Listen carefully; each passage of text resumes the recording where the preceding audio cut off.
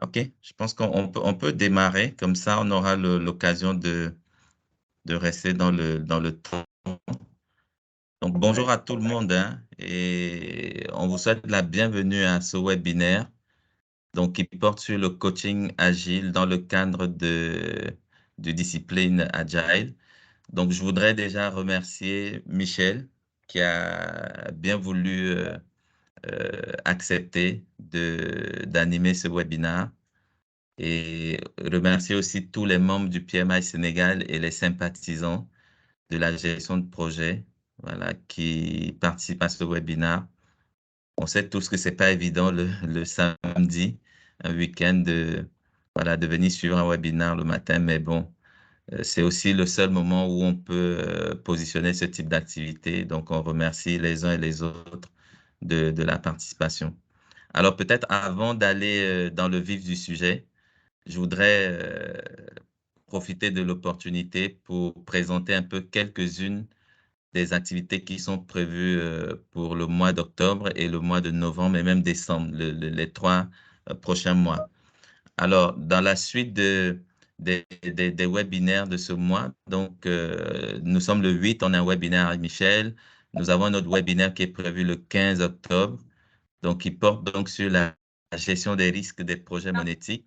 Donc, comme vous le savez, cela fait suite à, c'est l'épisode 4 de la série de webinaires que nous avons lancé sur la gestion des risques.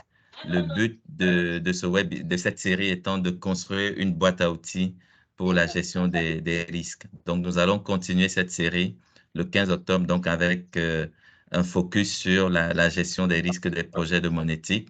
Et on aura donc comme intervenant Chine euh, et Dongo Ombe. Alors, nous allons aussi avoir un webinaire le 29 octobre sur la cybersécurité dans la gestion de projet. Donc, comme vous le savez, nous sommes aujourd'hui dans un monde qui est assez digitalisé, numérique, et donc il y a aussi des menaces.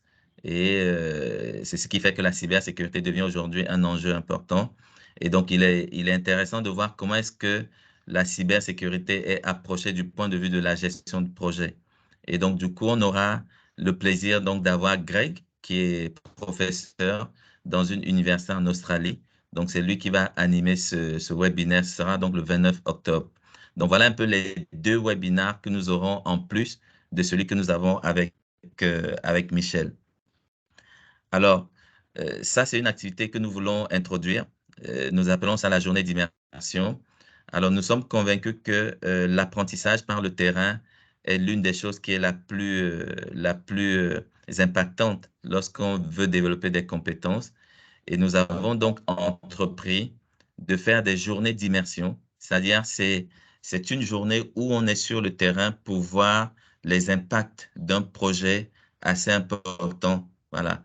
Et pour cette année, nous prévoyons donc d'aller visiter Jeff Zone Farm, qui a été développé par Tion Nyang. Donc, ça se trouve dans la région de Thiès et on voudrait faire ça le samedi 19 novembre. Alors, il y a un package que l'on va mettre à la disposition des participants qui comprend le transport, aller et retour sur site, le déjeuner. On aura aussi 2 t-shirts. Un t-shirt qui est proposé par John Nyang, Jeff Zone, et nous aussi, un t-shirt PMI Sénégal. Il y aura une visite guidée de la ferme, des échanges avec John Nyang. Nous allons faire des activités sur l'agriculture, le maraîchage, l'arboriculture, les plantes médicinales ou encore même, voilà, nous allons planter des arbres. Et il est prévu aussi des activités ludiques, notamment des matchs de football et de basket. Tout ça dans une bonne ambiance. Donc, on invite tout le monde, hein, si vous avez de la disponibilité le samedi 19 novembre, nous voulons que ce soit un bon moment et c'est une activité en présentiel parce que c'est vrai qu'on a beaucoup d'activités en ligne, mais il est intéressant aussi qu'on ait ces activités en présentiel. Alors, il y a aussi cette activité qui est très importante, qui va se dérouler le 26 novembre. C'est le Agile Tour Dakar. Je pense que vous avez vu une annonce dans notre newsletter. Donc, je donnerai la parole tout à l'heure à Alex, qui va développer un peu plus davantage sur le sujet. En tout cas, le PMI Sénégal et remercie Alex de nous avoir associés à l'événement et nous sommes très heureux de participer à cet événement-là. Alors, nous avons aussi notre événement phare de l'année, c'est notre conférence nationale qui est prévue le 10 décembre 2022 et nous voulons coupler cette conférence nationale avec la célébration des 7 ans d'anniversaire du PMI Sénégal. Le PMI Sénégal a été créé en 2015 et le lancement officiel a eu lieu en 2016. Donc, ça fait 7 ans que nous sommes euh, que nous existons comme chapitre et nous voulons célébrer ce 7e anniversaire-là avec notre conférence nationale qui est prévue donc le 10 décembre. Donc, nous avons prévu comme thématique l'accès aux énergies pour le développement socio-économique de l'Afrique parce qu'effectivement, les enjeux de développement sont énormes pour l'Afrique et nous savons tous que l'un des maillons faibles sur notre continent, c'est effectivement l'énergie. Et vu le contexte au Sénégal de la découverte du pétrole, du gaz, il est intéressant pour nous, en tant qu'acteurs de la gestion de projet, de pouvoir apporter notre modeste contribution à la réflexion qui est posée. Et donc, nous allons mettre autour d'une table tous les acteurs de l'énergie sur le continent et aussi en dehors du continent pour échanger sur cette question-là et voir, nous, comment est-ce que la gestion de projet peut contribuer. Donc, je vous invite à inscrire cette activité dans votre agenda. C'est le 10 décembre 2022. Donc, voilà, c'est toute une journée. On aura des keynotes, on aura des panels, on aura des tables rondes, on aura des visites de stands. Et voilà, ce sera vraiment un événement que nous voulons être mobilisateur, qui va vraiment réunir toute la grande famille du Project Management Institute au Sénégal. Voilà. Donc, Alex, je te laisse la parole pour parler un peu donc de l'Agile Tour Dakar. Merci. Merci André. Salut tout le monde. Salut Michel. Salut Guillaume. Salut Alex. Je suis Patrice Petit, un coach agile. Est-ce que vous m'entendez? Oui, ça va on t'a perdu 30 secondes. Ok, Oui. parfait. Oui. D'accord, super. Donc je disais, c'est ça, c'est un concept qui existe depuis une quinzaine d'années. Il y en a eu des Agile Tours dans plusieurs villes dans le monde. Il y en a à Montréal notamment. Un coucou à mes amis. Il y en a à Québec, il y en a à Paris, Bruxelles, Osaka, un peu partout dans le monde. Il y en a eu en Afrique du Nord, au Maroc, en Algérie, à Tunisie aussi, et même au Congo, Kinshasa. Mais en Afrique de l'Ouest, il n'y a jamais eu d'Agile Tour. Je trouve ça un peu dommage. Donc, il serait temps que les pays de l'Afrique de l'Ouest commencent à démontrer leur agilité. Donc, ce sera une opportunité pour apprendre. Ce ne sera pas une conférence comme les autres. Donc, si vous vous attendez à venir vous asseoir et juste écouter des experts parler, ce ne sera pas le cas. Désolé. À la place, vous aurez un petit peu de discussion, un petit peu de présentation, des belles périodes de Q&A et surtout des ateliers pratiques. Donc, venez pour apprendre, venez pour échanger et je pense qu'on aura une belle journée bien remplie le 26 novembre prochain. Alors, ça va se faire au Radisson Blu. Le site internet est déjà up, c'est agiletourdakar.org. Donc, allez dessus, achetez vos tickets ou bien vous pouvez également les acheter via Orange Money ou Wave. Et on est très heureux d'être partenaire avec PMI Sénégal et d'avoir André Onana comme speaker. Moi, en tout cas, personnellement, j'ai très hâte d'entendre son talk sur la recherche et l'agilité. Donc, voilà, c'est un peu ça l'événement. Donc, vous êtes tous les bienvenus, membres du PMI. Vous avez un prix spécial juste pour vous. Donc, on vous attend tous avec impatience le 26 novembre prochain au Radisson Blu. Merci beaucoup, Alex. Peut-être juste rajouter qu'il y aura 7 PZU qui seront donc donnés par le PMI Sénégal par rapport à cet événement. Merci beaucoup. Merci donc, à sans toi. plus tarder, on va introduire donc Michel, en tout cas, docteur Michel Thierry, donc, qui est notre invité aujourd'hui pour le webinaire sur le coaching agile et le cadre de la discipline agile. Je pense que Michel n'est plus à présenter. C'est une sommité internationale pour tout ce qui concerne donc les questions organisationnelles, notamment de stratégie. Et il a contribué à la mise en place de pas mal de stratégies au sein des organisations. Je pense qu'il aura l'occasion d'en parler dans les détails tout à l'heure. C'est également un fellow du PMI. Il est également une référence pour ceux qui préparent la certification PDMP. Je pense qu'il a écrit un ouvrage qui est cité parmi les références à lire quand vous préparez la certification PDMP. Donc, c'est vraiment un grand honneur d'avoir Dr Michel Thierry ce matin pour échanger avec nous. Donc, sans plus tarder, je vais laisser la parole à Michel pour commencer sa session. Merci. D'accord, merci beaucoup, André. Et en fait, André me fait vieillir un peu quand il dit que je suis un gourou, qui m'appelle docteur, etc. C'est sûr que, bon, on a une vie, mais je me sens encore tout jeune. Peut-être à tort, mais on verra. Alors, écoutez, c'est grand plaisir d'être parmi vous, même virtuellement. En fait, j'ai suivi de près le PMI, le congrès PMI Afrique. J'avais plusieurs personnes que je connais très bien qui y participaient, etc. Et puis, j'ai un peu regretté de ne pas pouvoir être là, mais ce sera peut-être pour une autre fois. On verra.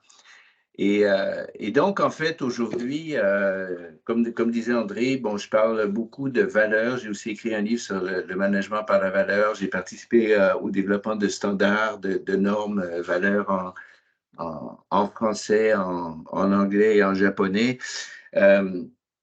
J'ai aussi beaucoup fait au niveau programme et puis dernièrement, depuis les derniers 3 ans, en fait, depuis que PMI a racheté la discipline d'Agile, j'avais commencé à m'intéresser au Agile, je me suis intéressé un peu à Safe, ce qu'est le d'Agile, et puis quand PMI a acheté la discipline d'Agile, j'ai dit, écoute, il faut que je m'y intéresse un peu plus et je suis maintenant, les certifications dont André parlait, je les ai, je suis devenu DA Coach, DA Value Stream Consultant, et bon, bien sûr, DASSM.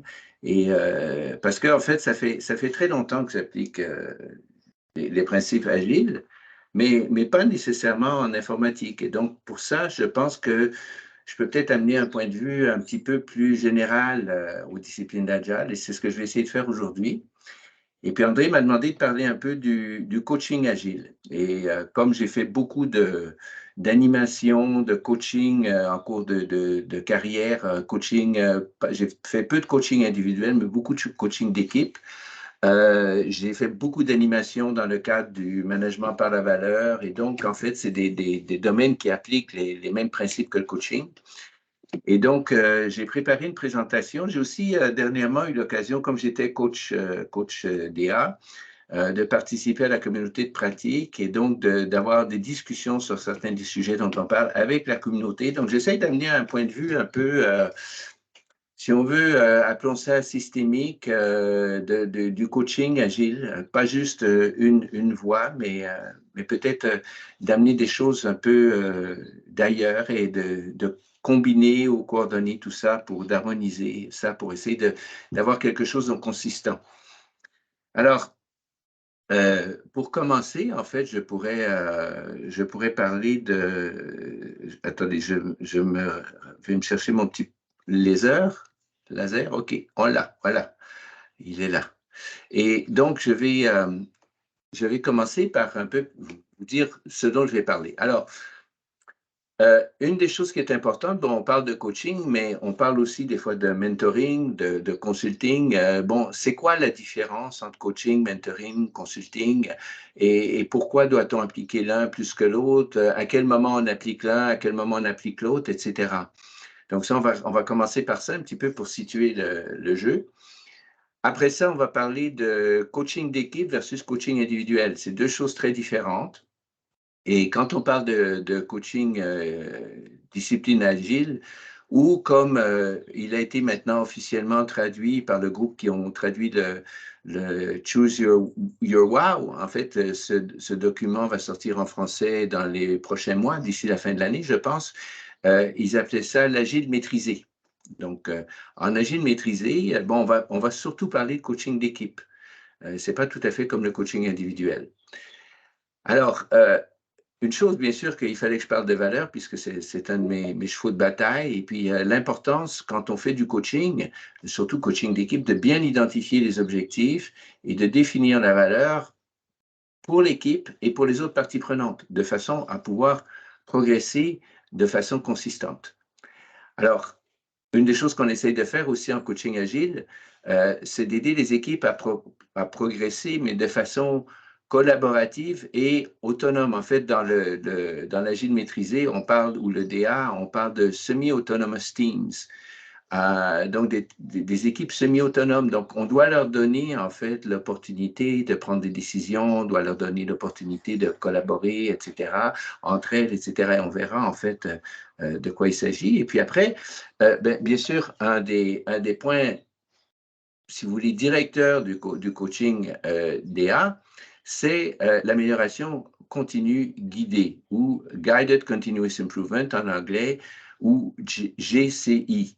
Vous allez voir cet acronyme souvent, c'est-à-dire que le coach agile doit bien posséder les outils du discipline agile et donc doit guider l'équipe, en fait, vers ses objectifs. Et puis après, on aura une petite conclusion et des leçons à retenir. Alors, ce que je vais vous demander, je vais vous proposer que je fasse la présentation et puis si vous avez des questions, on les posera à la fin. Ma présentation devrait vous laisser environ 20 à 30 minutes pour des questions. Donc, il n'y aura pas de problème pour les questions. Mais donc, je vous propose d'attendre à la fin pour poser vos questions ou de les mettre dans le chat. Et puis, à la fin, on regardera peut-être André ou Alex pourront aider peut-être à avoir des questions intéressantes ou plus importantes. D'accord? Alors, allons-y. Coaching d'abord. C'est quoi le coaching? Le coaching, donc,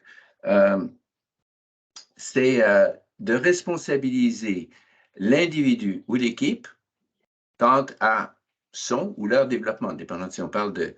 Donc il faut qu'ils se rendent compte qu'il faut qu'ils progressent, il faut qu'ils se développent. Et en même temps, ensemble, de co-créer des stratégies de développement qui nous permettent de faire face à des situations diverses. Le mentoring, c'est plus de diriger le développement de l'individu de l'équipe, donc on les oriente beaucoup plus fort, en offrant des conseils, mais se basant sur notre propre expérience. Donc, le mentor, normalement, est quelqu'un qui est déjà passé par là, qui a une expérience plus grande que vous, et il vous montre comment aller dans le même sens. Alors que le coach vous laisse plus grande liberté, d'accord?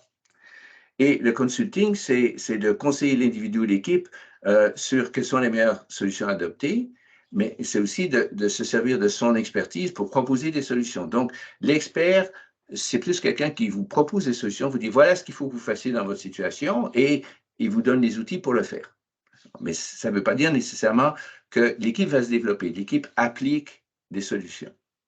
Alors, si on résume ça un petit peu, on peut dire que le coaching et le mentoring, ça encourage l'autonomie, excusez-moi.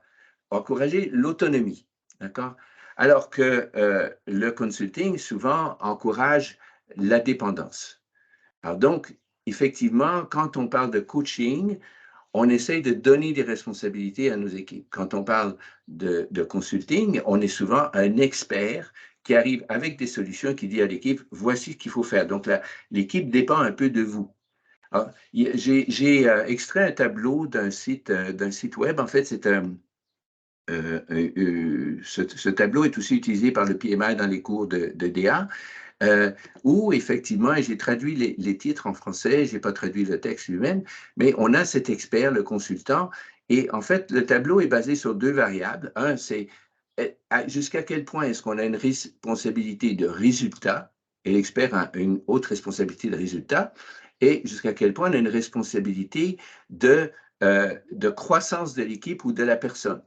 Alors, l'expert n'a pas de responsabilité quant à la croissance des équipes. Donc, ce n'est pas du tout ce qu'on veut appliquer en coaching agile. Donc, mais par contre, il y a un peu une progression. C'est-à-dire qu'en coaching agile, au début, bon, on sait qu'idéalement, on voudrait que tout le monde fasse tout bien tout de suite, mais il faut un peu de temps. Donc, au début, il faut être un peu jouer le rôle de mentor. C'est-à-dire, je vais le faire, je vais vous montrer comment le faire, et puis vous pouvez apprendre à me regarder faire. Bon. Ensuite, on passe à un rôle de partenaire. OK? On va le faire ensemble et puis on va apprendre. Moi, je vais apprendre un peu de vous. Je vais mieux comprendre votre culture, votre approche, votre contexte. Et puis vous allez apprendre de moi. Je vais vous montrer des techniques, des méthodes que vous ne connaissez pas. D'accord? Et ça, vous voyez, donc, on augmente ici la responsabilité par rapport à la croissance. Mais on a toujours au début, surtout au début, parce qu'il faut convaincre les managers que le coach agile apporte quelque chose à l'entreprise. Donc, on a une certaine responsabilité de résultat, au moins au début, pour montrer que ça marche. C'est un peu le principe d'agile où on travaille en incrément. Et là, il faut qu'on démontre de la valeur à notre intervention. D'accord? Ensuite, on peut, au fur et à mesure que l'équipe devient un peu plus compétente, on peut devenir plutôt un conseiller. Je vais répondre à vos questions au fur et à mesure que vous avancez. Et là, donc, tranquillement, on développe un peu plus les responsabilités de l'équipe, on leur permet de croire, on dit, bon, voici quelques principes et méthodes que vous pouvez utiliser pour répondre aux problèmes de ce type. Déjà, ils font certaines choses eux-mêmes et de temps en temps, ils se retrouvent avec des problèmes et on les aide à passer à travers. Et puis là, on passe au niveau coach. Le coach dit, ben, vous avez très bien fait, très, très bien ce que vous avez fait, mais peut-être que la prochaine fois, on peut essayer autre chose pour faire un petit peu mieux.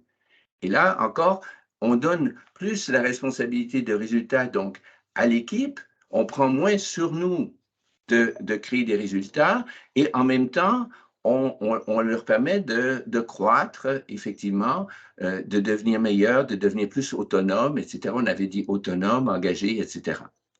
Et là, les dernières étapes, c'est qu'on dit, bon, ben là, je vais être observateur. Je vous regarde le faire et puis je vais vous donner du feedback sur ce que vous faites et vous aider si ça ne va pas. OK? Et puis là, on devient animateur, en fait. Je vous laisse le faire. OK? Vous y allez, mais je vais vous guider. Et c'est là où je vous parlais de Guided Continuous Improvement ou amélioration guidée. C'est là où, en fait, il faut que le coach possède une bonne connaissance des outils, des méthodes, des principes de l'agile maîtrisé ou des disciplines d'agile. Et finalement, bon, ben, là, notre rôle se termine un peu, mais pas tout à fait, parce que, en fait, au départ, on redirigeait les équipes, et là on veut renforcer le comportement, d'accord? Donc, au départ, on appliquait, on donnait des conseils de développement pour changer ou rediriger le comportement, et puis une fois qu'ils sont bien alignés, ben là, on les encourage à continuer. Mais à la fin, ce qui est très important, c'est que dans la partie visionnaire, on a très peu de responsabilités, de résultats, mais l'objectif ultime, ce sont que les leaders de l'entreprise soient engagés. Et là, on peut dire, bon, voici, et ces leaders-là peuvent dire, voici le futur, voici où est-ce qu'on veut aller, et ben, on va essayer de s'améliorer puis d'aller là. Mais ça, ce n'est pas, en tant que coach, nécessairement votre responsabilité de le faire. Mais c'est votre responsabilité, en bon québécois, d'embarquer les leaders dans le projet. Et c'est un rôle qui est très important. Et en fait, j'ai assisté à un petit webinaire de Daniel Gagnon, qui est aussi un coach DA et un de nos collaborateurs parfois. Et il disait justement que maintenant, il ne travaille qu'avec des entreprises où il peut voir que les leaders sont engagés envers l'approche agile. Et il dit, si les leaders ne sont pas engagés, j'ai beau travailler très fort avec les équipes, ça ne donne rien. Il n'y a pas de résultat concret. Alors ça, c'est très, très important. On va en parler un petit peu plus tard encore. Mais donc, cette dernière étape où on engage les leaders, ben en fait, depuis le début, on a essayé de les engager, mais cette dernière étape où les leaders sont engagés, c'est ça qui va assurer la pérennité de l'approche. Parce que sinon, on s'en va, et c'est comme un consultant, on s'en va, et puis hop, ça retombe à zéro. Alors, l'autre chose dont j'avais dit que je parlerais, c'est le principe du coaching d'équipe versus le coaching individuel. Et j'ai bien sûr, je n'ai pas pu résister à trouver des héros sénégalais. Et bon, ben, quand on parle de coaching individuel, c'est un exercice de développement indépendant et qui peut parfois aller à l'encontre de l'équipe. D'accord? Donc, le coach individuel se focalise sur une personne. Et si cette personne fait partie d'une équipe, mais pour se développer, peut-être va faire des choses qui vont à l'encontre de l'esprit d'équipe, ben, ce n'est pas le problème du coach. Le coach développe cet individu. Par contre, dans le coaching d'équipe, on cherche à améliorer la performance globale de l'équipe et les relations intra- et inter-équipe. Donc, vraiment, là, il s'agit de voir, en tant qu'équipe, chacun ne peut pas être, vous savez, il y a au foot, entre autres, parce que je donne des exemples de foot, il y a beaucoup d'équipes où on a engagé plein de vedettes. Et puis, on se rend compte que l'équipe ne gagne pas. C'est ce que Man United a fait en Angleterre, et puis Chelsea, à un moment donné, il y avait toutes les vedettes qu'il fallait, mais il ne gagnait pas. Et PSG l'a fait pendant plusieurs années, le Paris Saint-Germain.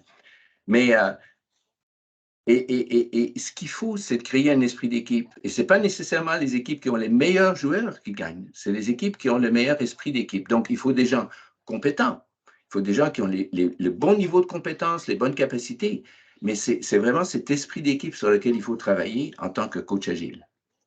Donc, si on va dans l'atelier, si on utilise en fait les ateliers de coach agile du PMI, d'accord, et entre autres ici la version 1, et qu'on dit que fait un coach agile? Alors, d'abord, il travaille avec l'équipe pour améliorer leur façon de faire, le fameux WOW, Way of Working, d'accord, qui a été traduit donc encore là par façon de faire, FOF, F2F, pardon. La deuxième chose, c'est qu'il regarde aussi que fait l'équipe dans le cadre de l'organisation. Ça, c'est examiner comment les équipes s'intègrent à l'organisation. Et le coach doit les aider à aborder les problèmes venant d'autres parties de l'organisation. Il y a des interrelations entre différentes équipes, il y a des relations d'équipe avec le management, avec les différentes parties prenantes. Comment est-ce qu'on gère ça pour être le plus efficace possible? D'accord? Et puis, effectivement, la transformation agile, donc comment on aide l'équipe à faire leur part dans la transformation agile de l'organisation. Et en fait, vous vous demandez peut-être pourquoi je suis passé des équipes de foot sénégalaises féminines et des coureurs à un cow-boy de rodéo. C'est parce que j'ai, à l'époque, eu une ferme, j'ai élevé des chevaux en Amérique du Nord. Et j'allais beaucoup à des rodéos parce que c'est quelque chose qui m'intéressait. Et puis, j'ai appris beaucoup de choses. Et entre autres, le fameux bull riding des Américains. Et d'ailleurs, c'est intéressant parce que pour l'instant, les gens, les meilleurs cow-boys pour le bull riding ou la monte de taureau, ce sont des Brésiliens. Les Brésiliens ont repris le flambeau plutôt que les Américains. Et c'est d'ailleurs un métier, si on est au top, très payant. Mais le bull riding, c'est parce que le taureau, bon, le cheval, si on prend le bronc riding, le cheval fait comme ça un effet de balancier, mais dans un sens. D'accord? Le taureau, lui, va se balancer comme ça, mais en même temps, il va bouger comme ça. Et donc, il y a des mouvements absolument imprévisibles. Et d'ailleurs, c'est un des métiers de rodéo les plus dangereux et où les cow-boys aussi se tiennent le moins longtemps. En bronc riding, donc les chevaux, c'est pas très rare que le cow-boy, la plupart des cow-boys font leurs 8 secondes sur le cheval et c'est plutôt au niveau du style. Tandis que dans le bull riding, c'est vraiment pour faire 8 secondes, il faut tout prendre. Et beaucoup de cow-boys, même au niveau supérieur, n'arrivent pas à rester les 8 secondes. Et donc, effectivement, d'ailleurs, il y a beaucoup de petites vidéos sur YouTube qui sont très amusants à regarder, enfin amusants jusqu'à un certain point. Mais donc, j'ai utilisé ça comme exemple d'agile. Parce que aussi, dépendant du taureau, dépendant de la circonstance, dépendant de comment on fait, etc., comment le taureau sort, on ne peut jamais prévoir ce qui va arriver. Donc, il faut être vraiment très agile, il faut être vraiment, et ce n'est pas juste au sens physique, c'est aussi au sens mental. Il faut comprendre ce qui se passe. Et d'essayer de trouver les thèmes, en fait, comment chaque taureau, le genre de choses qu'il va faire, c'est très, très important. Donc, c'est pour ça que j'ai choisi cette image. Maintenant, revenons au Sénégal, donc, avec les gagnants de la Coupe du Monde, de la Coupe d'Afrique, excusez-moi. Déjà, vous voyez, je vous vois à Qatar gagner ça.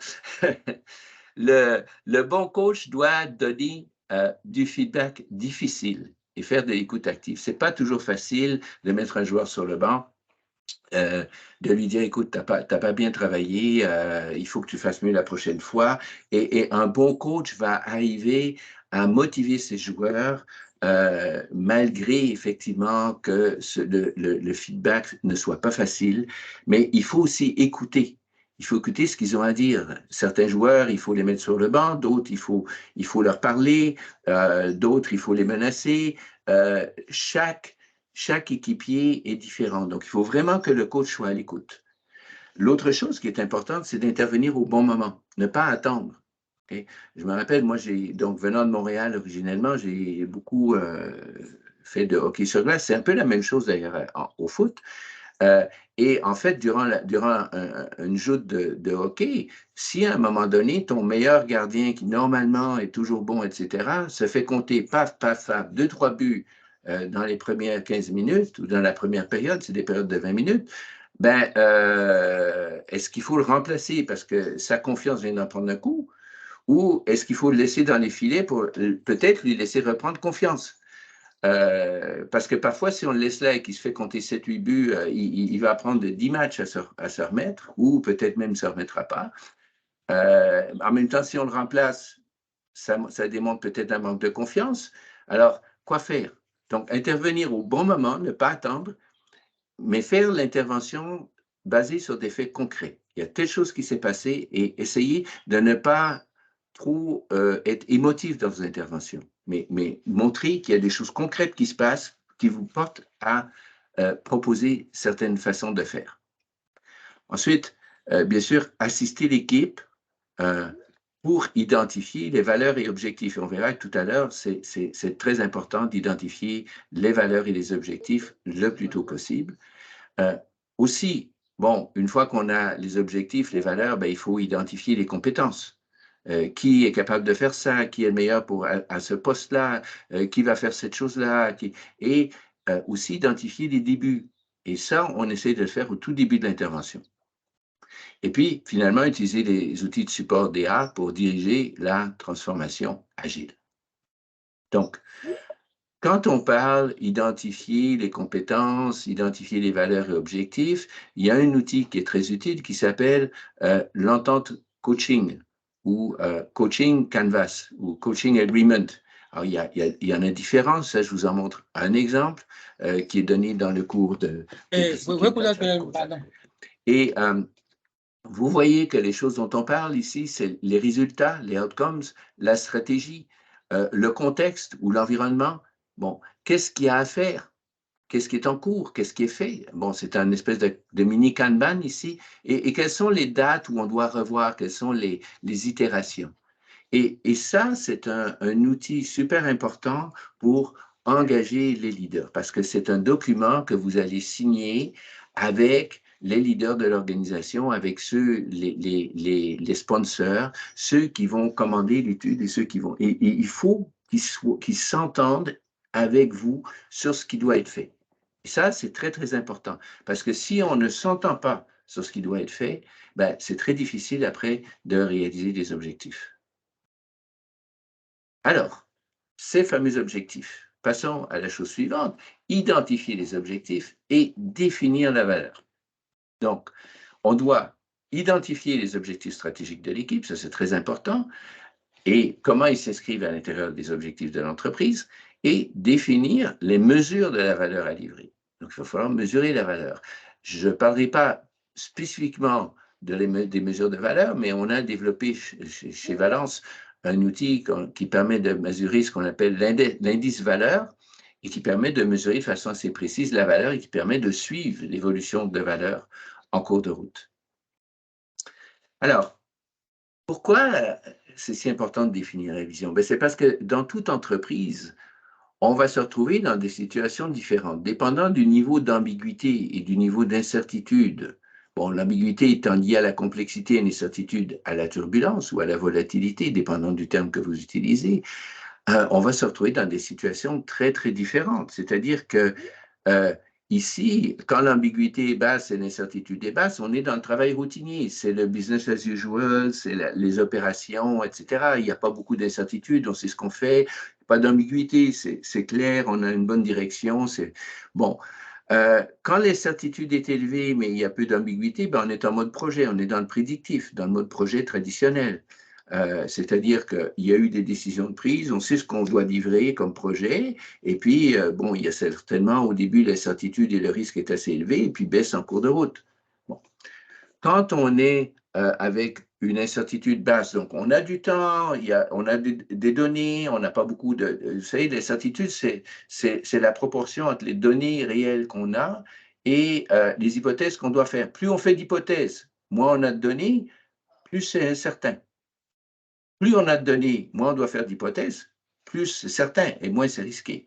Alors ça, c'est une situation plutôt compliquée. C'est-à-dire qu'on a le temps de venir voir les choses, de voir venir, pardon, les choses, on a le temps d'analyser, on a le temps de prendre des décisions rationnelles, mais il y a beaucoup de choses. Hein, il y a beaucoup de morceaux à tenir en compte. Par exemple, l'allocation des budgets. Okay, c'est un exemple où on sait tous les projets qui sont en cours ou qui doivent être décidés, on sait combien on a de budget total, et là, il s'agit de répartir les budgets, donc c'est compliqué, mais il n'y a rien de complexe là-dedans, on a toutes les données qu'il faut. Alors, le dernier point où l'ambiguïté et l'incertitude sont hautes, c'est le complexe. C'est le domaine des programmes, des stratégies, ces trucs-là où les choses changent rapidement, où il faut prendre des décisions très rapidement, etc. Et donc, dans le routinier, qu'est-ce qu'on fait? Ben, on suit des processus. Ce n'est pas un problème, on a des processus clairs, on les suit, il n'y a pas de questionnement, on sait où on s'en va, etc. Bon.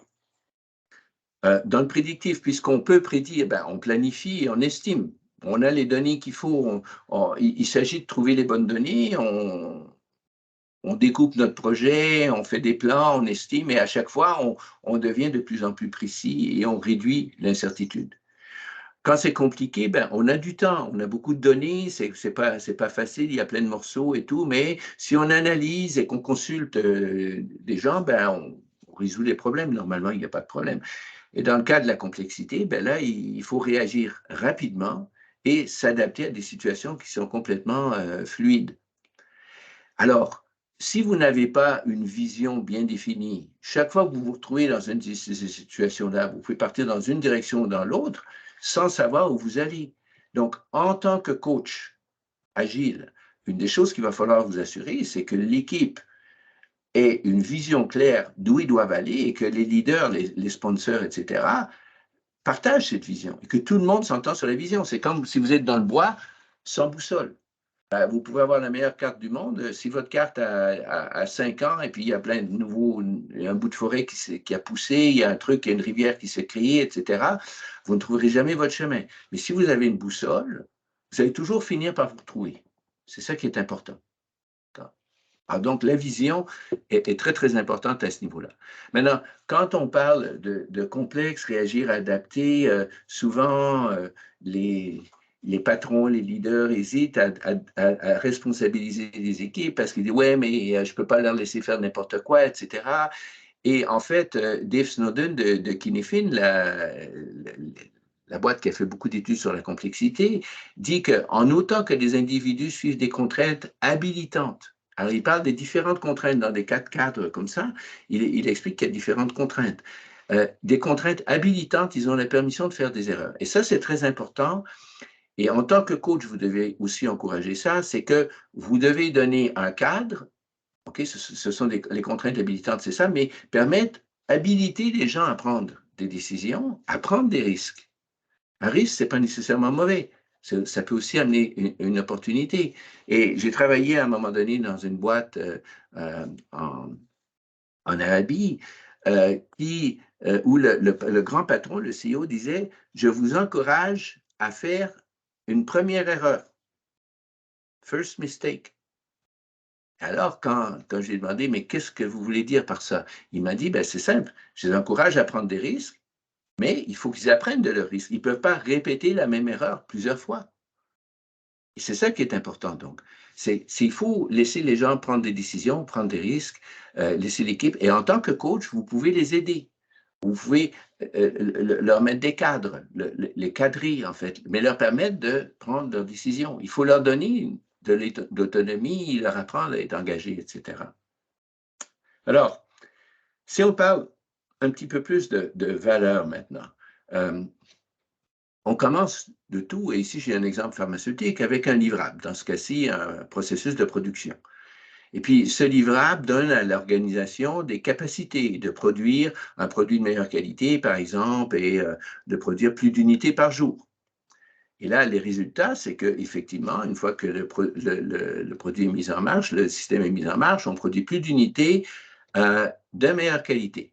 Maintenant, ça, c'est les résultats. Maintenant, ça va éventuellement apporter des bénéfices. Les bénéfices, c'est que le médecin ou les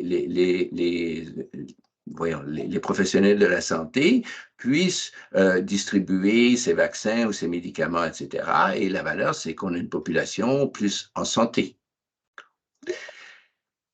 Le problème, c'est qu'on confond souvent résultats, bénéfices, etc. Donc ça ici, là, c'est les projets, opérations, production, programme et organisation. Et ça ici, les livrables, capacité, résultats, sont des mesures absolues. Le nombre d'unités qu'on produit par jour, la qualité des unités, le nombre d'unités rejetées, etc., c'est très facile à mesurer. Mais c'est des mesures qui ne vous donnent pas nécessairement est-ce qu'on a réalisé de la valeur. La valeur dépend du contexte. Par exemple, si vous produisez plus d'unités, mais que votre marché n'est pas prêt à recevoir ces unités, ou que vous n'avez pas fait une bonne campagne de publicité, etc., ben, vous ne les vendrez pas, vos unités. Vous allez être pris avec du surplus. Donc, il n'y a pas de bénéfice et donc pas de valeur. Donc, c'est très important de distinguer que livrable, capacité, résultat, ce sont des mesures absolues qu'on peut mesurer facilement.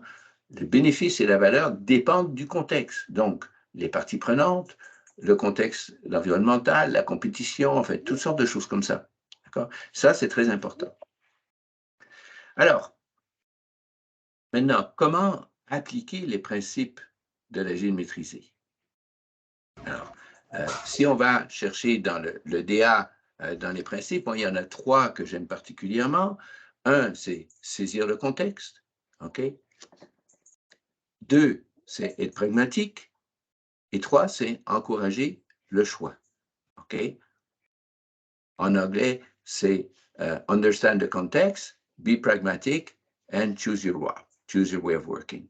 Donc, ce sont des choses importantes. Bien comprendre le contexte, être pragmatique et encourager le choix. C'est des choses qu'en tant que coach agile et surtout en DA, vous devez absolument bien maîtriser et bien comprendre.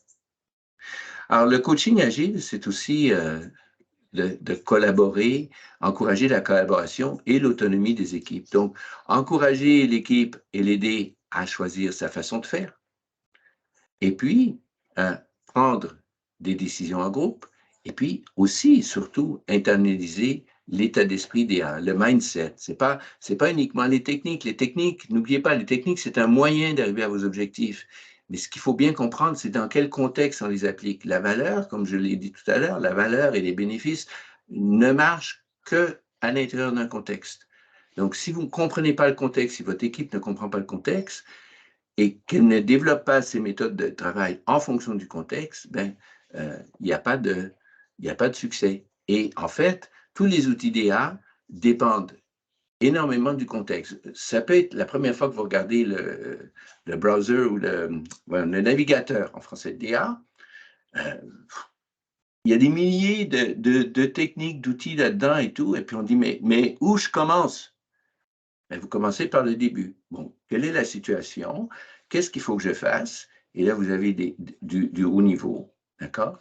Et puis là, vous dites, bon, à partir de ça, quels sont les choix que j'ai? Vous avez 4-5 techniques que vous pouvez appliquer. Vous prenez une décision sur la meilleure appliquée. On va le voir tout à l'heure, dans quelques minutes. Maintenant, une autre chose qui est importante et que j'ai appris tout début, il y a longtemps, quand je faisais du value management, c'est que le coach DA agit souvent comme tampon entre le management et les équipes. Bon, d'abord, pour expliquer le contexte de l'équipe, éviter les demandes excessives, et ça, c'est souvent important. Il y a souvent des managers qui ne comprennent pas qu'il faut qu'ils arrêtent de demander sans vous donner plus de ressources, plus de budget ou plus de temps. D'accord? Et respecter l'esprit du DA. Ça, c'est le travail qu'on va faire avec les managers. Et puis, avec l'équipe, après, ben, respecter les choix de l'équipe, garantir leur autonomie, créer un environnement collaboratif. Okay? En DA, moi, il y a un truc qui me fait toujours un peu sourire. On dit amener de la joie dans l'équipe. Bon, je dis, OK, c'est bien, on va tous être joyeux, etc. Moi, j'aime bien créer un environnement collaboratif où les gens travaillent ensemble, se respectent, et puis, effectivement, peuvent tous travailler ensemble et où les managers, les leaders respectent aussi l'équipe. Donc ça, c'est un de vos rôles en tant que coach DA. Et puis alors, on dit créer des équipes semi-autonomes et auto-organisées. Ça veut dire quoi, ça? Ça veut dire créer des réseaux internes et externes pour encourager l'apprenance et l'amélioration continue. Ça, il y a eu plusieurs études qui ont démontré, c'est intéressant parce qu'il y a eu des études en business, il y a eu des études en anthropologie, il y a eu des études en biologie qui montrent toutes que le degré d'innovation que dans un cas les orang-outans, dans l'autre cas les humains au cours de l'histoire et dans le troisième cas les entreprises, le degré de créativité de ces réseaux dépend de la qualité des réseaux internes et de la collaboration entre les individus. Donc, si vous avez une entreprise très, très verticale où il faut toujours monter, revenir, monter, descendre, etc., vous n'avez pas de créativité. C'est zéro. D'accord? Donc, c'est une chose qu'il faut vraiment faire. Encourager le consensus, encourager les gens à se parler, à se respecter, à avoir des dialogues et des multilogues. D'accord? Augmenter la coopération. Créer une vision commune, cette fameuse vision dont on a parlé. Il faut que les gens s'entendent sur la vision. Si chacun a son idée de comment on va faire, ben on n'arrive à rien. Gérer aussi les abus de pouvoir, ça fait partie de votre rôle de coach, ce dont j'ai parlé tout à l'heure avec des leaders, des fois qui imposent leurs trucs, qui veulent... Bon, c'est à vous de gérer ça, il faut travailler avec les leaders, il faut travailler avec les équipes, leur ouvrir les yeux un peu plus, d'accord? Et promouvoir l'engagement. Alors, quand on parle d'amélioration continue guidée, ou le JCI, OK?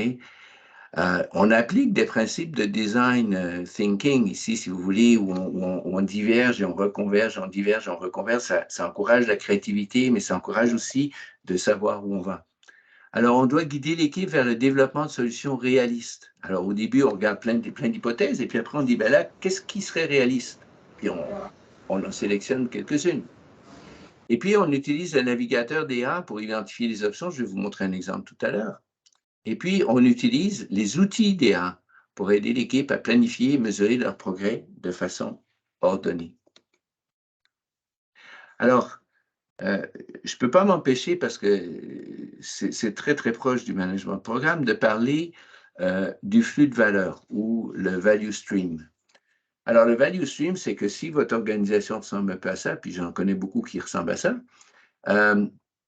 le principe du value stream, c'est qu'il faut que vous trouviez le flow ou le flux le plus efficace pour passer de la demande d'un client à la livraison du produit final au client. Et est-ce que ça apporte vraiment de la valeur au client? Donc, ici, par exemple, ben, on a des équipes agiles ici qui font du développement, on a des fournisseurs, etc. Ici, on gère les produits, on fait du marketing, des ventes, du légal, ressources humaines, etc. Et puis, on revient. Mais si vous ne trouvez pas ou n'identifiez pas ce flux de valeur, souvent, il y a tellement de pertes de temps avec des décisions, avec des rapports, avec des gens qui ne vous donnent pas les ressources à temps, etc.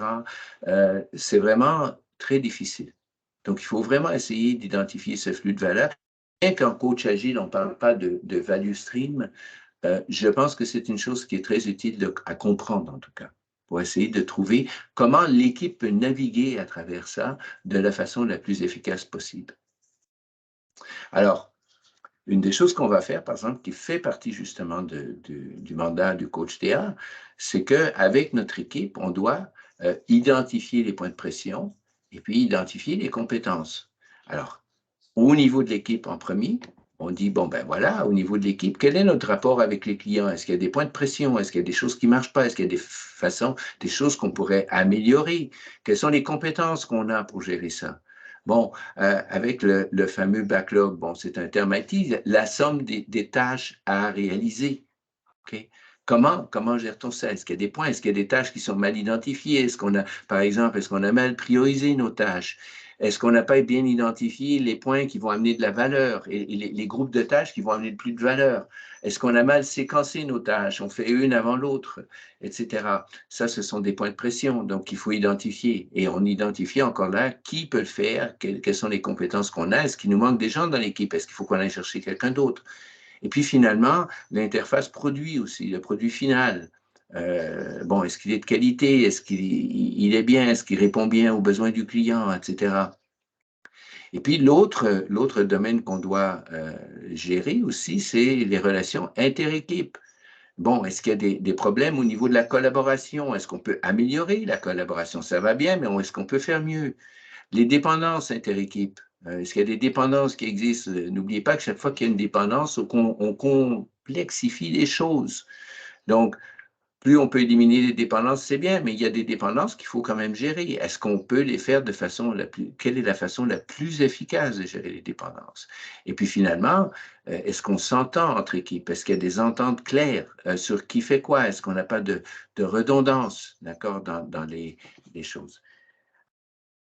Alors ça, c'est toutes des choses qu'on identifie dans un premier temps. Et puis après, ben, on dit, ouais, ben, pour les gérer, ben, on peut se référer au fameux navigateur DA.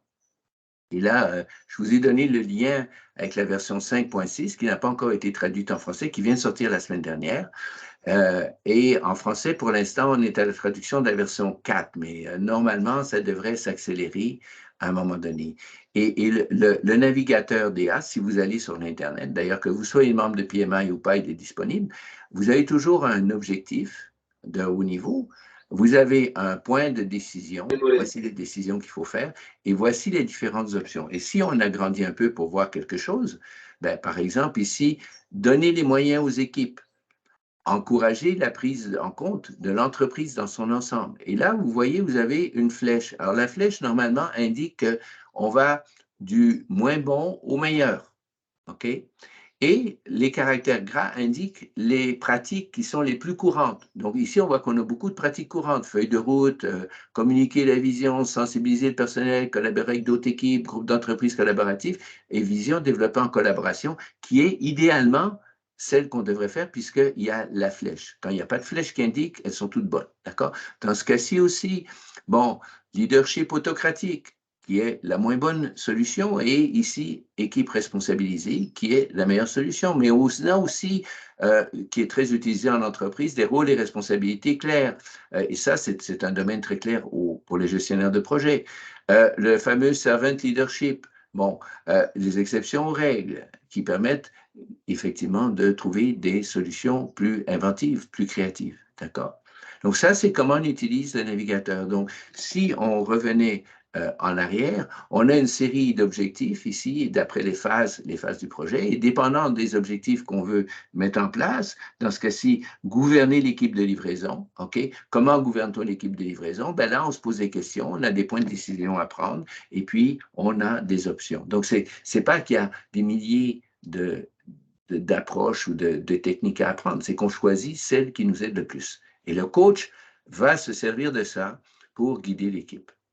Alors, quand on parle d'amélioration continue guidée, on évalue les défis et les compétences, puis on utilise un schéma d'interface intra- ou inter-équipe, comme je vous ai montré tout à l'heure, avec les différents schémas. Et avec ce schéma-là, ben, on va identifier, ben là, voilà, on a un problème là, ça on pourrait améliorer. Tiens, on ne fait pas ça tout à fait bien, on pourrait faire mieux, etc.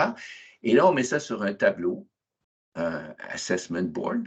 Et puis là, on dit, ben voilà, et là maintenant, avec les compétences qu'on a, voici ce qu'on devrait faire en premier, voici ce qu'on ne pourra pas faire, ou peut-être que là, on pourrait le faire, mais il nous faudrait quelqu'un d'autre pour le faire, etc. Et on commence à classer, à prioriser ces éléments pour créer un plan d'amélioration continue. D'accord? Après ça, on identifie les opportunités d'amélioration. Et pour ça, on utilise le navigateur DA en disant, ah voilà, on pourrait faire ça, tiens, on n'avait pas pensé à ça, mais regarde, il y a cette technique-là qui serait bien ici. Et puis, on utilise ce qui s'appelle le livre de jeu, le playbook DA, qui est en fait une série d'étapes qui permet d'explorer les opportunités possibles et réalistes, s'assurer que l'équipe, et ça, vous vous souvenez, on utilise le design thinking, s'assurer que l'équipe et le leadership soient engagés, on en a déjà parlé tout à l'heure, et puis identifier les compétences pour améliorer en priorité. S'il nous manque des compétences, ben, on va identifier, là, on a vraiment besoin de quelqu'un de façon rapide, il faut faire quelque chose. Okay? Et on planifie avec le tableau d'amélioration, l'improvement board. Souvent, on utilise aussi un Kanban pour faire ça. D'accord? Maintenant, si on revient un peu à notre quadrilatère, notre diagramme de tout à l'heure, et on regarde le contexte, en tant que coach, dépendant du contexte, vous allez agir de façon différente avec votre équipe. Si vous êtes en niveau de basse ambiguïté et de basse incertitude, vous devez apprendre à votre équipe à ordonner, à contrôler. Ce sont les tâches que vous devrez faire. Si on est en environnement à haute incertitude, basse ambiguïté, ben là, il faut les aider à planifier, à aligner. Si vous êtes en haute ambiguïté mais basse incertitude, ben c'est la gouvernance. Vous devez les guider, c'est différent. Et puis, si vous êtes en niveau complexe, ben là, vous devez laisser les équipes prendre des décisions. Il faut agir vite. On n'a pas le choix et on n'a pas assez de données pour tout savoir. Donc, l'ambiguïté est haute, l'incertitude est haute. Donc, habilité, catalyser. Donc, votre rôle de coach est très différent de quand on parle d'ordonner et contrôler. D'accord? Donc, il faut que votre rôle de coach aussi s'adapte aux différents contextes qui sont là. Alors, en conclusion, ben, ça c'était un marathon au Sénégal, ici. L'équipe et le management doivent faire quoi?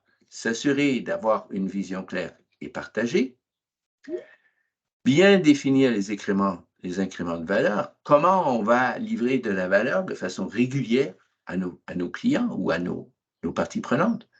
Et puis, allouer le travail en fonction des capacités. Il faut s'assurer qu'on a les capacités de faire le travail. Si on donne, écoutez, il y a plein d'entreprises qui se trouvent avec des retards, ils ont trop de projets, les gens quittent, ils sont surmenés, etc. Pourquoi? Parce qu'on ne regarde que est-ce que ça s'aligne avec nos objectifs, mais on ne regarde pas est-ce qu'on a les capacités de le réaliser. Et il faut toujours équilibrer. C'est une des bases de la valeur, c'est d'arriver à équilibrer les bénéfices qu'on livre avec les capacités qu'on a de les livrer. Alors, le coach DA, lui, il doit supporter l'équipe au sein de l'organisation, poser les bonnes questions, à la fois au leadership et aux équipiers, et puis bien maîtriser, bien intégrer l'agile maîtrisé, d'accord, le fameux DA. Alors, j'ai parlé avec André tout à l'heure, et puis j'ai demandé, je lui ai dit que, ben, tiens, justement, il me disait qu'il y avait beaucoup de gens qui voulaient faire leur coach, etc. Bon, bien sûr, pour faire une discipline d'Agile Coach, il faut déjà avoir discipline d'Agile Scrum Master. Mais avec Guillaume Lapierre, qui assiste aussi, parce que Guillaume passait par ici pour aller faire du travail pour PMI, et puis, bon, on a décidé que ce serait bien qu'il passe quelques jours ici, et donc il est ici pour l'instant.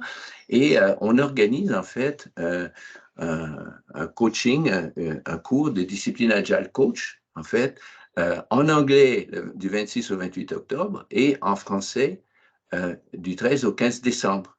Et bon, l'heure, c'est qu'on fait 5 heures par jour seulement, sur 3 jours, plutôt que de faire 2 jours pleins.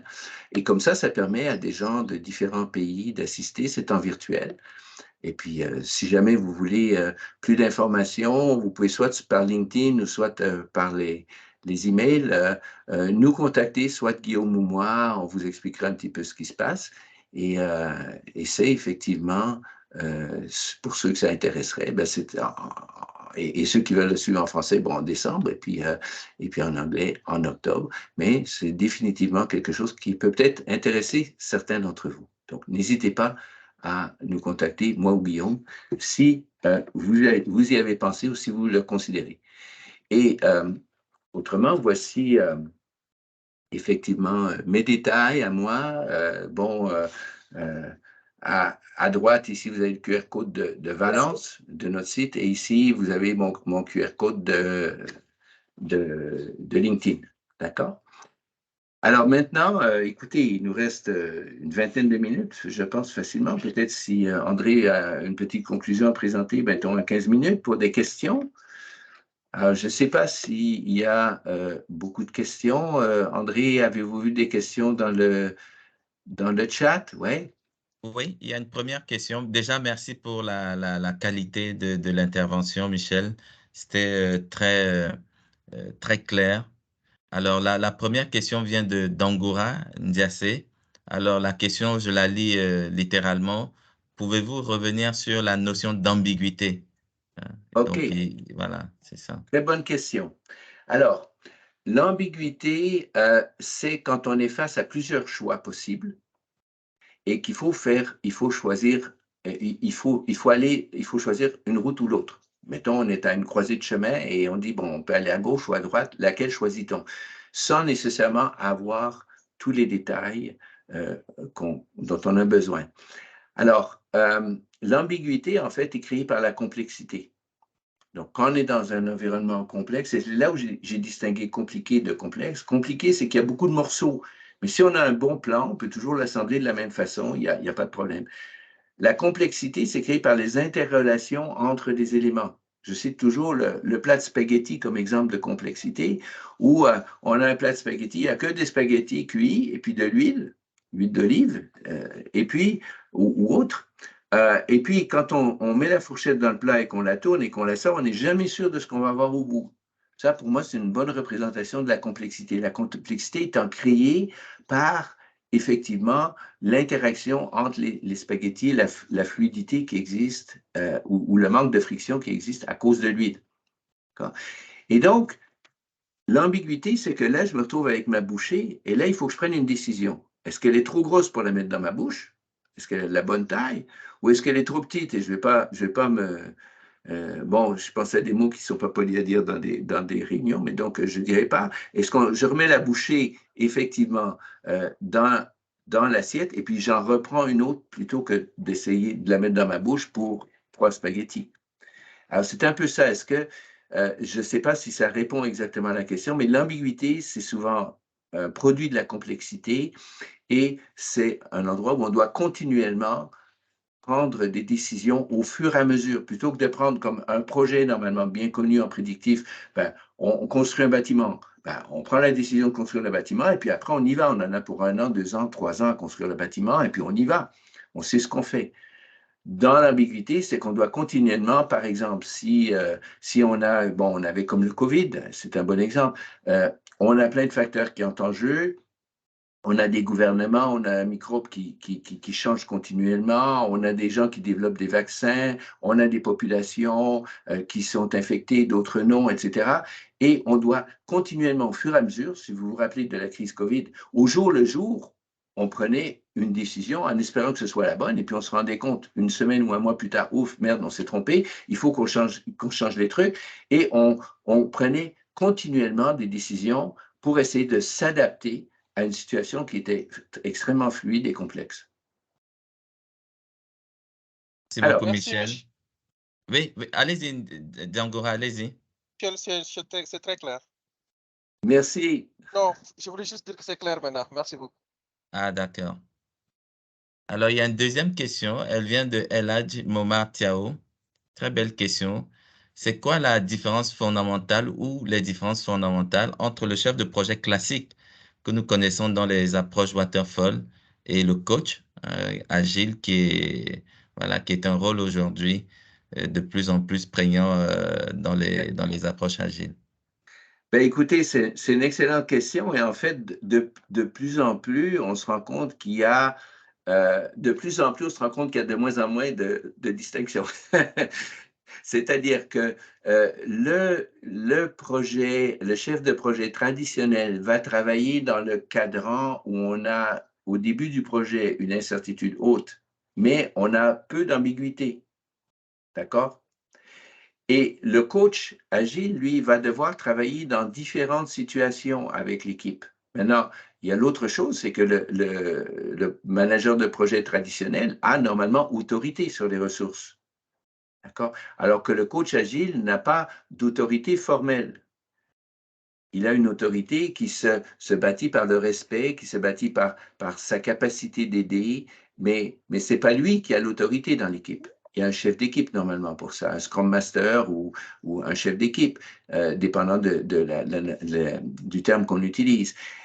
Mais le coach doit être beaucoup plus flexible, je pense, même que le Scrum Master ou d'autres qui suivent souvent des processus. Le coach, c'est vraiment son rôle, c'est de bien comprendre l'équipe, de bien s'assurer que tout le monde s'entend sur les objectifs et après d'essayer d'aider l'équipe à améliorer sa façon de travailler dans ce contexte. Je ne sais pas si ça répond à la question, mais… Oui, oui, oui. Moi, j'avais un complément, c'est-à-dire moi aujourd'hui, je vois le coaching comme étant une compétence, par exemple, qu'un chef de projet classique doit avoir. C'est-à-dire quand Tout on à fait. regarde aujourd'hui le triangle des compétences du PMI, pour moi, je mettrais le coaching dans les power skills. C'est-à-dire qu'un chef de projet dans une logique traditionnelle doit être aussi un coach pour ses équipes globalement et pour chaque membre de son équipe individuellement. Tout à fait. Et écoutez, André, si pour ceux qui parlent anglais, j'ai une très bonne amie qui est aussi une instructeur pour le PMI, pour PMI Training, et qui donne un cours justement sur le coaching et comment le chef de projet aujourd'hui ne peut pas se permettre de ne pas utiliser du coaching. Et le chef de projet est aussi un coach en même temps. Et dans ce sens-là, j'abonde entièrement dans votre sens. C'est ça. Et Alors, elle a l'autre fait question. dernièrement 2 petits webinaires. Son nom, c'est Lisa Di Tullio. C'est un nom OK. italien, Di Tullio, mais c'est une américaine. Et effectivement, elle a fait 2 webinaires dernièrement sur le coaching, entre autres les communications, le team leadership, etc., qui justement prônait cette idée que le manager de projet aujourd'hui doit aussi être un coach. C'est ça. C'est ça. Alors, du coup, ça nous amène à la question de la valeur. Alors, c'est quoi la grande différence entre la valeur et le bénéfice? En d'autres termes, est-ce que le bénéfice n'est pas une partie intégrante de la valeur dans un certain contexte? Tout à fait. Le bénéfice, c'est une partie intégrante de la valeur, mais la valeur a une dimension supplémentaire qui est est-ce qu'on a les capacités de réaliser? Quand on mesure la valeur, en fait, la valeur, souvent, dans beaucoup d'entreprises, bon, il y a bien sûr la valeur financière qui est très facile à calculer, mais qui souvent n'est pas juste parce que les facteurs qu'on utilise pour calculer un bénéfice ou autre chose changent très rapidement. Il y a la valeur dans le sens des normes européennes de management par la valeur, qui dit la valeur, c'est la satisfaction du client versus les ressources qu'on utilise pour atteindre cette satisfaction. Donc, moins on utilise de ressources, plus on a de satisfaction, plus on a de valeur. Alors ça, c'est bien, mais c'est basé sur une approche prédictive où on peut prévoir, on peut estimer ses coûts, on peut estimer l'effort nécessaire, on peut estimer la satisfaction du client. Dans un contexte agile où les choses changent rapidement, moi, je préfère parler d'un équilibre. Et moi, je parle d'équilibre entre l'atteinte des objectifs qui sont en fait les bénéfices. D'accord? Donc, les clients ou les parties prenantes expriment leurs besoins en tant que moi, voici le bénéfice que j'attends de ce projet. D'accord? Donc, je m'attends à pouvoir distribuer mes vaccins, par exemple, dans 10 pays africains dans la prochaine année. Voilà. Et en même temps, pour l'Ebola ou pour le COVID ou quoi que ce soit. Mais là, on ne pourra avoir de valeur, parce que ça, c'est une valeur potentielle. On peut dire, ben voilà, mais la valeur est potentielle et ne deviendra une valeur réalisée qu'au moment où on aura mis ça en opération. Au moment où, en fait, ces choses-là seront réalisées. Et donc, là, il faut s'assurer qu'on a aussi la faisabilité, que c'est réaliste. Et là, il va falloir utiliser des facteurs comme est-ce qu'on a bien les fonds nécessaires? Est-ce qu'on a les ressources? Est-ce qu'on a des équipements? Est-ce que c'est trop complexe? Est-ce qu'il y a beaucoup d'interfaces entre les différents éléments qui vont créer de la complexité et tout? Et on a une série de facteurs qu'on peut analyser pour voir est-ce que c'est réaliste? Est-ce que c'est faisable? D'accord? Donc, d'un côté de la valeur, on a le bénéfice et de l'autre côté, on a la faisabilité. Et c'est ça qui fait qu'effectivement, le bénéfice, c'est une partie intégrale de la valeur. Mais la valeur n'a lieu que si le bénéfice est réalisé. Et souvent, dans un programme, dans un value stream, on va identifier les bénéfices à réaliser. Mais on n'obtiendra de la valeur que si ces bénéfices sont effectivement réalisés dans le réel et donc s'il y avait capacité de les réaliser ou faisabilité. Est-ce que ça répond à la question? Oui, oui, je pense, Michel, oui.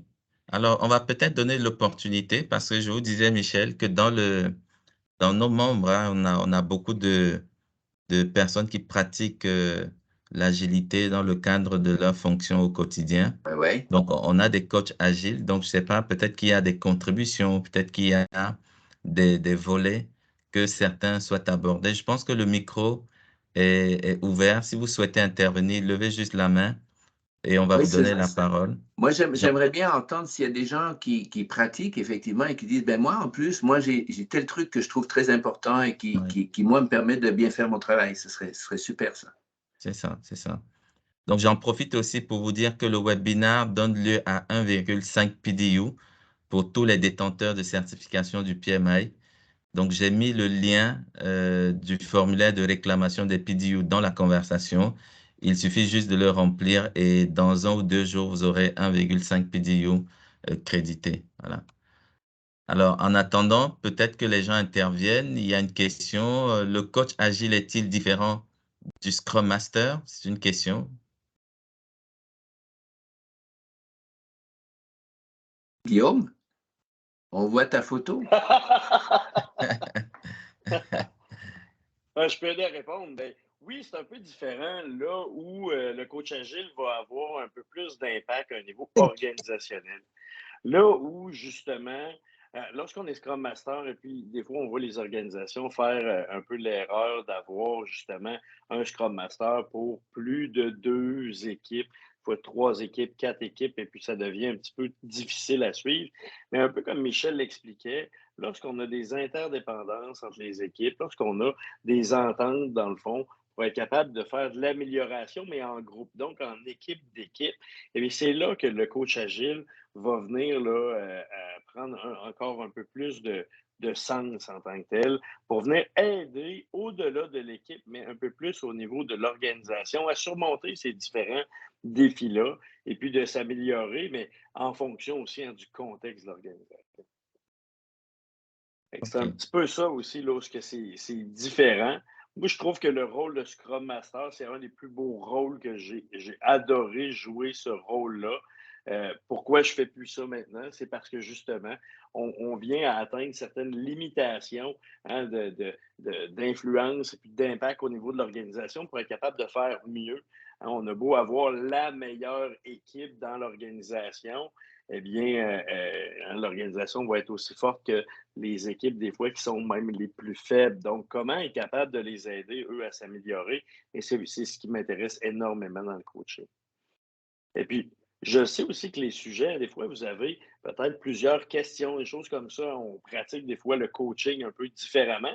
J'avais une question pour toi, André. Est-ce que vous avez peut-être une communauté de pratique dans laquelle là, ça me fait vraiment plaisir de venir participer pour venir aider vos membres, vos coachs, hein, la gang, à peut-être là, justement échanger sur certains défis qui changent des fois hein, moi, je suis Canadien. Voici, des fois, on a d'un continent à l'autre, d'une industrie à une autre, des défis différents. Et puis, ça me ferait plaisir là, de venir vous aider aussi là, à venir échanger, discuter. C'est là que ça devient riche. J'ai l'air de faire ça pour peut-être d'autres. Moi, j'apprends énormément à aider les gens. C'est ce que j'aime beaucoup là. Merci beaucoup, Guillaume, hein, pour la contribution. Alors, par rapport à la question des communautés de pratique, j'avoue que nous sommes encore à une étape où on les met en œuvre. On a commencé avec les risques, voilà, c'est-à-dire que nous sommes en train de développer une communauté de pratique concernant la gestion des risques dans les projets. C'est ce qui nous a amené à mettre en place une série de webinaires sur la gestion des risques à travers plusieurs secteurs d'activité. Mais je pense qu'effectivement, c'est quelque chose qui va être effectif d'ici quelques mois, d'ici quelques temps. Mais on est toujours disponible hein, de créer un cadre, même si ce n'est pas une communauté de pratique que nous avons, mais nous pouvons créer un cadre avec Guillaume, avec Michel, pour voir un peu dans quelle mesure créer ce pont-là entre les chefs de projet qui sont au Sénégal et vous, effectivement, pour communiquer, pour échanger sur des problématiques. Nous, ça nous intéresse. Donc, on peut en discuter pour voir comment créer ce cadre-là. Voilà.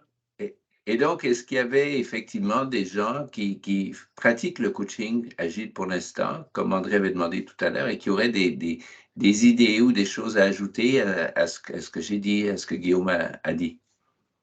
Oui, on va leur laisser la parole. Allô, vous m'entendez? Oui, on vous entend très bien, madame. Allez-y.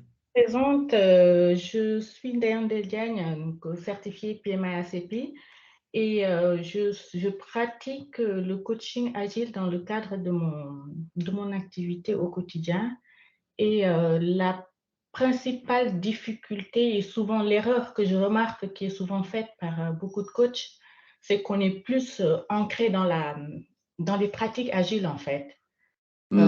Voilà, on est sur tel framework, on est sur telle méthode, on est sur tel outil, sans pour autant expliquer comment dire, aux équipes le pourquoi on utilise telle méthode à la place de telle autre. Et souvent, moi, je pense que c'est comment dire, le tendon d'Achille dans ce métier-là. Et là, je pense que, je suis désolée de le dire, mais les coachs souvent manquent de formation sur ce point-là. Voilà, on nous balance les frameworks, on ne s'en retrouve plus. On nous balance les pratiques que nous crachons souvent crues comme ça aux équipes.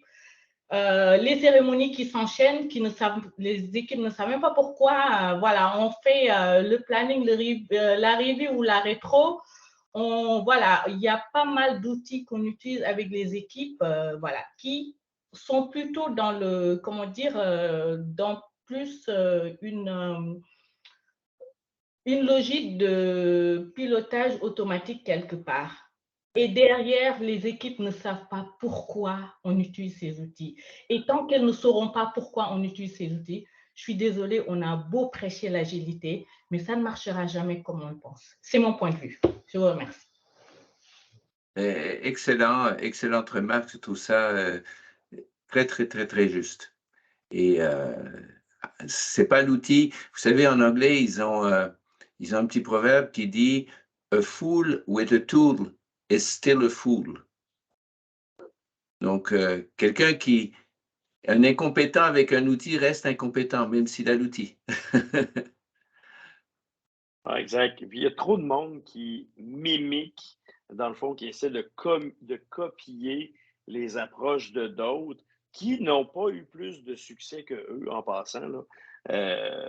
L'application à la lettre de certains frameworks, en réalité, il faut se recentrer sur pourquoi on est là en tant qu'organisation, pourquoi on est là en tant qu'équipe. On veut livrer de la valeur, on veut atteindre certains objectifs, puis pour ce faire, on veut aussi capitaliser sur les humains qui composent l'organisation, qui composent nos équipes, et puis comment on est capable de gagner ensemble.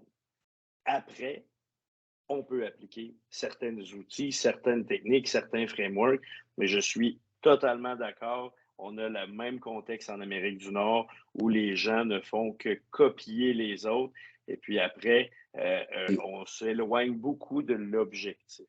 Et d'ailleurs, l'examen de DA Coach est très bien conçu à ce niveau-là. Et moi, quand je l'ai passé, on a été un groupe à suivre le cours avec Guillaume au départ. Et puis moi, j'ai été le premier à passer. Et j'ai dit aux autres dans le groupe, j'ai dit, la chose à vous rappeler, arrêtez de penser comme un consultant, pensez comme un coach. C'est vraiment, ayez ça dans l'esprit, vous coachez l'équipe, vous engagez l'équipe, vous la rendez autonome, vous travaillez avec l'équipe. Et l'examen à ce niveau-là est très, très bien réalisé aussi. Donc, tout à fait dans ce sens-là. Ayant fait partie de l'équipe qui a écrit l'examen, merci beaucoup, Michel. Ça me fait plaisir. OK. Alors, on a une main levée. Eladj, allez-y, Momar. Ciao. Bonjour André, bonjour tout le monde. Donc c'est Eladj Bonjour. Ciao, chef de projet certifié PMP. Alors bon, j'aimerais juste apporter une contribution par rapport à la question soulevée par Madame tout à l'heure.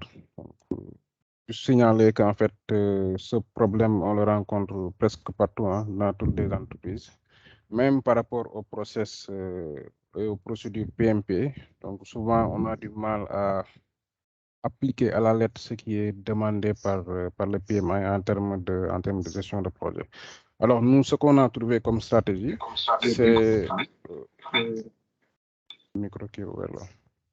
Ce qu'on a trouvé comme stratégie aujourd'hui, au niveau en tout cas technique, c'est d'essayer en tout cas d'adapter au mieux les pratiques agiles ou bien les pratiques de gestion de projet classique, les adapter par rapport à nous, ce que nous faisons et par rapport à notre organisation. Donc nous, ce qu'on fait, c'est qu'on fait une analyse de ce que nous faisons et on essaie d'appliquer les méthodes du PMI par rapport à nos activités. Et non peut-être faire l'inverse, c'est-à-dire aller puiser les outils et les méthodes de PMI et venir aujourd'hui les appliquer systématiquement à nos projets. Donc je pense qu'il faut faire l'inverse, partir sur ce que nous faisons et essayer d'utiliser les outils que nous avons côté agile ou bien côté gestion de projet classique. Et vous avez tout à fait raison, Eladji, et c'est ce que j'ai expliqué avec le navigateur DA, c'est que vous devez partir d'abord de votre situation. Ça a l'air compliqué au début, il y a beaucoup de trucs, mais là, vous partez de votre situation, vous dites, qu'est-ce qu'il faut que je gère dans ma situation? Et là, vous allez dans le navigateur et vous allez pas à pas, et vous trouvez les meilleures approches pour votre contexte.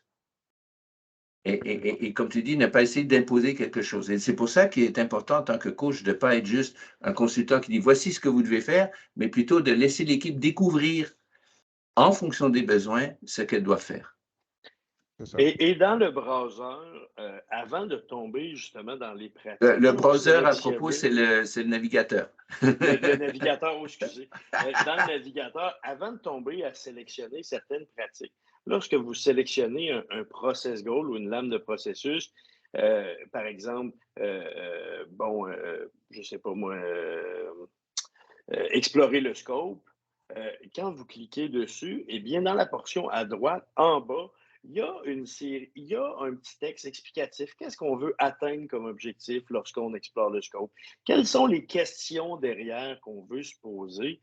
Et puis, ça vient aider à ajouter un rationnel avec un discours beaucoup plus business, beaucoup plus d'affaires autour de ce qu'on veut accomplir lorsqu'on explore le scope, au-delà de dire, bien, fabriquons des user stories écrites exactement comme ça, sinon c'est pas bon, c'est pas agile, ou même dans un cadre un peu plus prédictif. Et si on n'a pas exactement notre Gantt de projet ou à tel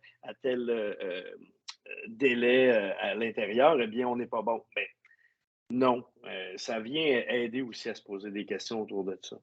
Fait que, même dans le prédictif, on a vu des gens faire les mauvaises choses à essayer de remplir des outils sans se poser les bonnes questions. André, malheureusement, on a une échéance absolument à demi. Oui. Mais moi, j'encourage, écoutez, comme il y a le email et le mien, celui de Guillaume dans la présentation, et si tu veux, je t'enverrai ça. On encourage les gens à venir nous poser des questions sur LinkedIn ou par email. Ça nous fera extrêmement plaisir de répondre. Mais malheureusement, on avait une échéance. Il faut absolument qu'on parte à demi. C'est clair. Ça m'a fait clair. En tout cas, merci. Énormément merci plaisir. beaucoup, Michel. J'ai été très content d'être invité. J'ai trouvé les 2 dernières interventions et toutes les questions extrêmement pertinentes. Et comme je dis, n'hésitez pas à rester en contact avec nous et ça nous ferait plaisir de collaborer si vous avez d'autres choses que vous voulez faire dans ce domaine-là. C'est ça. En tout cas, merci Guillaume Lapierre, merci Michel Thierry. Ce fut vraiment un bel échange. Il y a encore des questions dans le chat, mais je vous les enverrai par mail et puis on garde le contact. Écoute, André, si tu nous les envoies par mail, on se fera un plaisir d'y répondre et puis tu pourras les rediffuser à tout le monde à ce moment-là. Il n'y a pas de problème.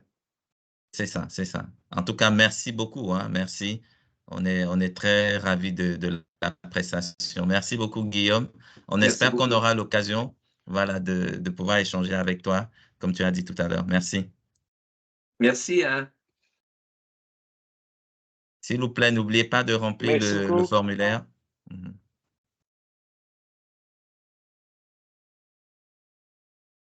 Allez, merci. Bye bye.